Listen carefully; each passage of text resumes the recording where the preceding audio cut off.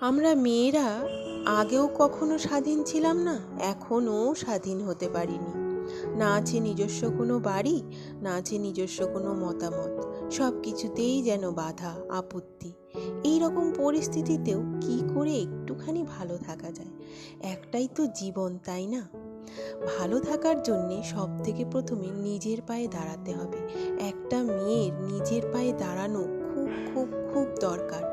অন্তত নিজের পেট চালাতে পারবে, নিজস্ব খাওয়া পড়াটা যেন মেটাতে পারবে, এই রকম মিনিমাম একটুখানি স্বাধীনতা, আর্থিক স্বাধীনতা খুব দরকার। তাহলে চট করে তোমাকে কেউ কথা শোনাতে পারবে না।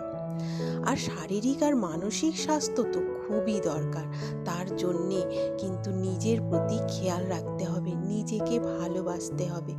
সমস্ত আমরা মেয়েরা পুরো জীবনটা অন্যের জন্যই কিন্তু পুরো একদম অতিবাহিত করে দিই। বরের জন্যে, ছেলের মেয়েদের জন্যে বা সন্তানের জন্যে, শ্বশুর শাশুড়ি সবার জন্যেই ভেবে যাই, নিজেদের জন্যে কিছু ভাবি না। নিজেকে ভালোবাসতে হবে, জীবন একটাই, সবার জীবনেরই দাম আছে।